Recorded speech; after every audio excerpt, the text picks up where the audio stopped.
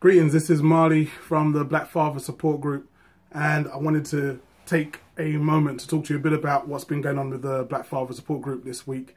We were meeting up as usual every Wednesday, and we got a text message from a sister.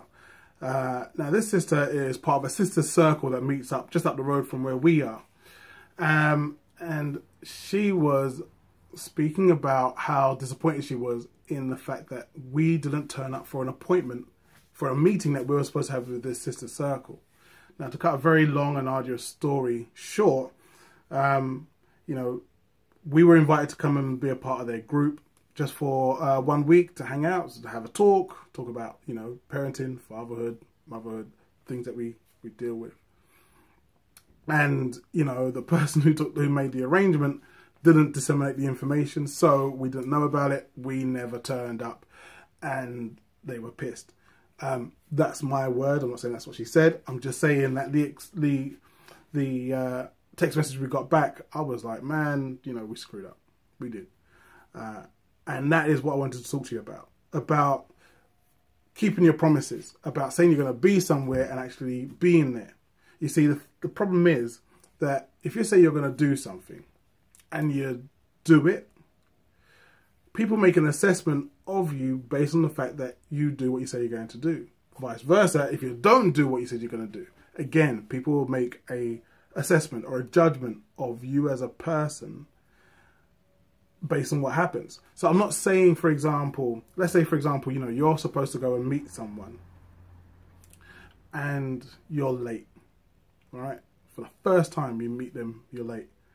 They're not going to say, well, you was late because something must have happened to stop you being there on time. They would say, you're the type of person that is late. So that action now has an impact on how that person sees you, how they regard you, how they respect you, whatever. It has an impact. It also changes, like, you know, how people deal with you as well. So, you know, we always hear about, you know, things happening on black people's time. That's not a compliment. That's not a good thing.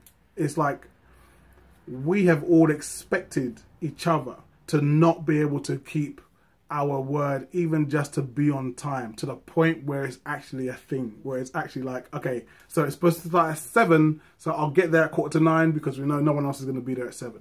It's got like that. This thing of not keeping your promises and that impacting you won't only affect, you know, just times you're supposed to be meeting somebody, but it impacts and it infects, I think that's a better word, it infects your job as being a dad, as being a father. Because if, for example, you say to your children, hey, you know, they say, oh, Dad, I want to go swimming. Can you take me swimming? And you say, yeah, we can go swimming. And then you don't actually keep your word. Then what they experience or what they reckon is that, you know, you are the sort of person that talks shit. And that's how your children see you. You know, obviously they're not going to verbalize it, but believe you me, they may not even understand it. But they recognize that you're the type of person that talks crap. And, you know, you will see it again in your relationships with your wife, partner, missus, lady, whatever you want to, title you want to give your significant other. If you are the sort of person that would say, yeah, baby, I'm going to take you away. It's going to be me and you in Cancun. And then actually, you know, Cancun, come and gone. That was like 2 years ago. No one's ever heard anything else. She may not say anything, but be sure she has written that down in her mental bank and she's remembered that. And that has a impact on how she listens to you, how much heft your word has with her. So this thing is is a small thing, but it has massive implications. And, you know, it's not like as though I'm talking about this because I've cracked it, because I haven't. I know I haven't. You know, I've done videos about setting up a thing called Our Black Pound, and it was around the idea of being able to use money from different people at the same time to be able to put together a business that we could all work, you know, live off of. So basically a co-op. And what I found was the difficulty in being able to get and keep a team, and also deal with my own insecurities about, can I make this thing work, became very difficult. You know, we had you know, different team members had different issues which are now impacting the ability to get the thing off the ground. So it's a promise I made and I haven't delivered, and that I know has an impact on me, because I feel like as I've let down a whole community of people. And I know also now that whole community of people will listen to me differently than before I had made that promise. So it's down to me to actually do something about it. And it's down to you as a father, as a man, to actually start creating a new relationship between you and the words you say.